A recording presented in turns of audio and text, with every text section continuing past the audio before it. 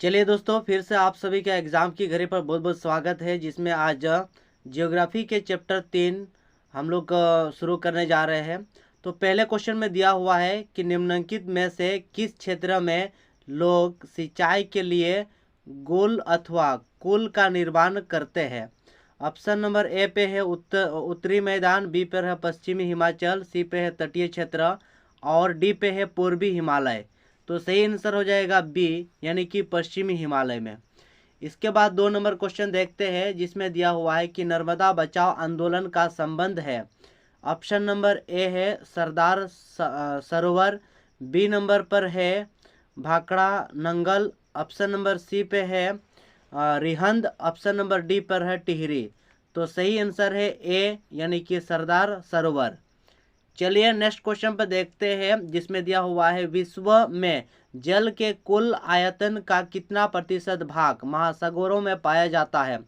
Option number A में है 97.1%, B में 94.5%, सी पर है 96.5% और डी पे है 95.9%। तो सही आंसर है सी, यानी कि 96.5%। ठीक है, अगला क्वेश्चन देखते हैं। विश्व में जल के कुल आयतन का कितना प्रतिशत भाग अलवणीय जल है, अथवा कुल उपलब्ध जलों में पीने लायक जल कितना है। ऑप्शन नंबर ए पे है 2.5%, बी पे 1.5%, सी पे 7.2% और डी पे है 10.5%। सही आंसर हो जाएगा मात्र 2.5% जो है हमारे पीने लायक पानी है पूरे दुनिया में। इसके बाद नेक्स्ट क्वेश्चन देखते हैं। निम्नलिखित में से किस राज्य में बांस ड्रिप सिंचाई प्रणाली प्रचलित है। तो बांस के द्वारा ड्रिप मतलब कि बांस की पाइप के माध्यम से सिंचाई होती है। ऑप्शन नंबर ए पे है हिमाचल प्रदेश, बी पे है मेघालय, सी पे है पश्चिम बंगाल और डी पे है राजस्थान। तो सही आंसर हो जाएगा बी, यानी कि मेघालय। चलिए अगला क्वेश्चन पर देखते हैं। अगला क्वेश्चन दिया हुआ है कि इनमें से किस नदी पर बहुउद्देशीय नदी परियोजना नहीं है। ऑप्शन नंबर ए पे है महानदी, बी पर है सतलज व्यास, ऑप्शन नंबर सी पर है नर्मदा और डी पे है यमुना। तो सही आंसर हो जाएगा यमुना है, जमुना नदी नहीं, यमुना नदी, इसको ध्यान में रखना है। चलिए इसके बाद अगला क्वेश्चन दिया हुआ है। निम्नलिखित में कौन ताज़ा पानी का स्रोत है। ऑप्शन नंबर ए पर है भूतल अपवा, ऑप्शन नंबर बी पे है वर्षा और सी नंबर पर है भूजल और डी नंबर पे इनमें सभी। तो सही हो जाएगा सी, यानी कि भूजल जो है वो ताज़ा पानी का स्रोत है।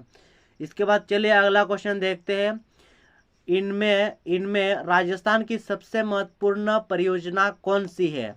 राजस्थान का कौन सा महत्वपूर्ण परियोजना है। ऑप्शन नंबर ए पे चंबल, बी पे है Bhakra Nangal, option number C पे है नागार्जुन, ऑप्शन नंबर डी पे है इंदिरा गांधी नहर। तो सही हो जाएगा डी, यानी कि इंदिरा गांधी नहर आपका सही है। इसके बाद चलिए अगला क्वेश्चन देखते हैं, जिसमें दिया हुआ इनमें से किस परियोजनाओं का मुख्य उद्देश्य बाढ़ नियंत्रण रहा है। ऑप्शन नंबर ए पे है हीराकुंड, बी पे है भाखड़ा, सी नंबर पर है चंबल और डी पे है कोसी। तो सही है डी, यानी कि कोसी। ठीक है, चलिए अगला क्वेश्चन देखते हैं। 10 नंबर का सवाल है, भारत की नदियों पर अत्यधिक दुष्प्रभाव किसका पड़ा है। ऑप्शन नंबर ए पे है बढ़ती जनसंख्या, बी नंबर पर है नगरीकरण और उद्योगीकरण, सी नंबर पर है कृषि आधुनिकीकरण और डी नंबर पर है इनमें सभी। तो ये आपका सभी हो जाएगा, ए बी सी आपके सभी मतलब कि अत्यधिक पर दुष्प्रभाव का कारण है। इसके बाद चलिए अगला क्वेश्चन देखते हैं। किसने कहा है कि बांध आधुनिक भारत के मंदिर है। ये किसका कहावत है कि बांध जो है आधुनिक भारत के मंदिर है। ऑप्शन नंबर ए पे सुभाष चंद्र बोस, बी नंबर पर है भीमराव अंबेडकर, सी नंबर पे है महात्मा गांधी और डी पे है पंडित जवाहरलाल नेहरू। तो प्रथम प्रधानमंत्री हमारे भारत के, जिसमें कृषि आपका प्रथम जनगणना में जो कृषि का भूमिका बहुत बड़ा है, तो ये इसी के वजह से बांध जो है वो आधुनिक भारत के मंदिर कहा है पंडित जवाहरलाल नेहरू। चलिए अगला क्वेश्चन देखते हैं 12 नंबर। नागार्जुन सागर बांध किस नदी पर स्थित है? ऑप्शन नंबर ए पे है गंगा नदी, बी नंबर कृष्णा, सी पे है कावेरा और डी पे है गोदावरी। तो सही आंसर हो जाएगा बी, यानी कि कृष्णा नदी पर नागार्जुन सागर बांध स्थित है। चलिए नेक्स्ट क्वेश्चन देखते हैं। उसमें दिया हुआ है उस राज्य का नाम बताइए जहां हर घर में छत वर्षा जल संग्रह ढांचा बनाना आवश्यक है। उसको मोस्टली आपको बनाना पड़ेगा, वो एक कानून के रूप में बनाया है। ऑप्शन नंबर ए पे तमिलनाडु, बी पे केरल, गोवा और सिक्किम। तो सही है ए, यानी कि तमिलनाडु राज्य में छत में वर्षा जल संग्रह, यानी कि वर्षा का पानी को स्टॉक करके रखता है और उसमें सिंचाई में यूज करता है, फिर अपना दैनिक जीवन में यूज के लिए उस पानी को लगा सकते हैं। चलिए अगला क्वेश्चन देखते हैं। दिया हुआ है किस राज्य में विश्व की सर्वाधिक वर्षा होती है? ऑप्शन नंबर ए पे असम, बी पे मणिपुर, सी नंबर पर है मेघालय और डी पे है हिमाचल प्रदेश। तो सही जो है आपका सी, यानी कि मेघालय जिसमें मतलब कि 12 महीना में लगभग 12 महीना का ही वो मेघ होता है, बादल छाया हुआ रहता है, जिस वजह से मेघालय पड़ा है। तो वहाँ पर सर्वाधिक वर्षा होता है भारत के, ठीक है, विश्व की सर्वाधिक, विश्व का बात हो रहा है। इसके बाद 15 नंबर है इंदिरा गांधी नहर किस क्षेत्र को पेयजल उपलब्ध कराती है? ऑप्शन नंबर ए पे है उत्तरी हरियाणा, बी नंबर पर है दक्षिणी पंजाब, सी नंबर पर है पूर्वी राजस्थान और डी पे है पश्चिमी राजस्थान। तो डी नंबर आपका सही है, पश्चिमी राजस्थान। चलिए नेक्स्ट क्वेश्चन देखते हैं। 16 नंबर दिया हुआ भारत की कुल विद्युत उत्पादन का लगभग 22% प्राप्त होता है। ऑप्शन नंबर ए पर है जल विद्युत से, बी नंबर पवन ऊर्जा से, सी नंबर तापीय ऊर्जा से और डी नंबर ज्वारीय ऊर्जा से। तो जल विद्युत से आपका 22% जो है वो विद्युत उत्पादन होता है। इसके बाद चलिए अगला क्वेश्चन देखते हैं। जल किस प्रकार का संसाधन है? ऑप्शन नंबर ए पे है अनवीकरणीय, बी नंबर पर है कृत्रिम, सी नंबर पे है समाप्य और इसके बाद डी नंबर पे है नवीकरणीय। तो ये आपका नवीकरणीय संसाधन है। चलिए अगला क्वेश्चन देखते हैं। 8 नंबर पर राजस्थान में छत वर्षा जल संग्रह को कहा जाता है, उसको क्या कहा जाता है? मतलब कि जैसे हम लोग देखें तमिलनाडु में मतलब छत में उस वर्षा जल को स्टॉक करता है, लेकिन यहाँ पर राजस्थान में उस सिस्टम को क्या कहते हैं? ऑप्शन नंबर ए पे है टंका, ऑप्शन नंबर बी पे है गोल, ऑप्शन नंबर सी पे कोल, ऑप्शन नंबर डी पे है बाकोस। तो सही आंसर है ए, यानी कि टंका। चलिए अगला क्वेश्चन देखते हैं। अगला क्वेश्चन है निम्नलिखित में कौन सा अलवणीय जल का स्रोत है? ऑप्शन नंबर ए पे है भूम जल, बी नंबर पर है सतही जल, ऑप्शन नंबर सी पर है वर्षण और डी पे है इनमें सभी। तो सही हो जाएगा आपका डी, यानी कि ऑल ऑफ दिस, मतलब कि इनमें से सभी। चलिए इसके बाद अगला क्वेश्चन देखते हैं। 20 नंबर का सवाल है कि जल दुर्लभता का कारण है। ऑप्शन नंबर ए बढ़ती जनसंख्या की बढ़ती आवश्यकता है, ऑप्शन नंबर बी पे है जल का असमान वितरण और सी नंबर पर है जल संचरण न होना और डी नंबर पर है इनमें सभी। तो ये आपका तीनों में से सभी का सभी हो जाएगा जल दुर्लभता का कारण, ठीक है। ये हमको लगता है पार्ट जब पिछले पार्ट हम लोग बना रहे थे वीडियो, तो उसमें भी क्वेश्चन इस तरह का था। तो आप लोग समझ रहे हैं कि जनसंख्या बहुत ज़्यादा से बढ़ रहा है, दुनिया का सबसे ज़्यादा जनसंख्या वाला देश अब भारत बन चुका है। चलिए इसके बाद 21 नंबर देखते हैं, जिसमें दिया हुआ है कि धरातल का कितना भाग जल से ढका हुआ है? ऑप्शन नंबर एक चौथा है, बी नंबर 2 चौथा है, सी नंबर 3 चौथा है और डी नंबर इनमें से कोई नहीं। तो 3 चौथा भाग जो है वो धरातल की कितना भाग जल से ढका हुआ? जल से ढका हुआ 3 चौथा है। चलिए अगला क्वेश्चन देखते हैं, जिसमें दिया हुआ है कि निम्नलिखित में से जल की खराब गुणवत्ता का कारण नहीं है। ऑप्शन नंबर ए में असमान वितरण, बी में औद्योगिकरण अपशिष्ट और सी नंबर पर है रसायन और डी नंबर पर है कीटनाशक। तो इसका सही हो जाएगा ए, यानी कि असमान वितरण। चलिए अगला क्वेश्चन देखते हैं।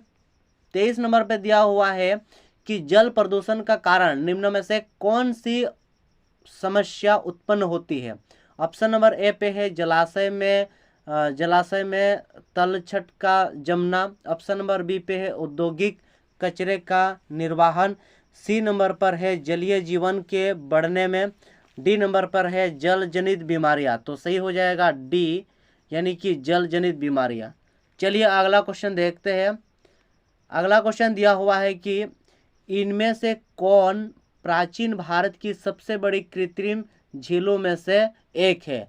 ऑप्शन नंबर ए पे है गोविंद सागर झील, बी नंबर पर है हीराकुंड झील, यानी कि हीराकुंड एक मूवी में भी दिया हुआ था, साउथ वाला मूवी में। इसके बाद सी नंबर देखते हैं कि गोपाल झील, और डी नंबर पर है डल झील। इसका सही हो जाएगा आपका सी, यानी कि गोपाल झील। ठीक है, भारत की सबसे बड़ी कृत्रिम झील है। ठीक है, चलिए इसके बाद 25 नंबर देखते हैं कि भारत में सिंचाई का प्रमुख साधन है। सिंचाई का क्या साधन है। एक नंबर पर नहरें, बी नंबर पर तालाब, सी नंबर पर कुएं और नलकूप, डी नंबर पर है उपरोक्त सभी। तो ये उपरोक्त सभी होगा, क्योंकि भारत जो है ना वो एक प्रकार की भूमि नहीं है, कहीं जंगल है, मतलब कि कहीं पहाड़ी एरिया है तो कहीं समतल है, नदी घाटी है, इसीलिए ये कहीं नहर का होता है तो तालाब होता है और कहीं कुआं होता है। तो ये सभी का सभी हो गया भारत की सिंचाई का प्रमुख साधन। इसके बाद 26 नंबर देखते हैं कि वर्षण से प्राप्त जल कैसा होता है। ऑप्शन नंबर ए पे है जलवनीय, ऑप्शन नंबर बी पे है अलवनीय, बी नंबर पर है लवणीय, सी नंबर पर है पृष्ठीय, और डी नंबर पर है इनमें से कोई नहीं। तो ये आपका ए नंबर हो जाएगा अलवनीय। ठीक है, वर्षा जल से प्राप्त जल कैसा होता है, वर्षा का जो जल होता है वो अलवनीय होता है। इसके बाद 27 नंबर देखते हैं, यमुना नदी किन दो शहरों के बीच सबसे अधिक प्रदूषित होती है।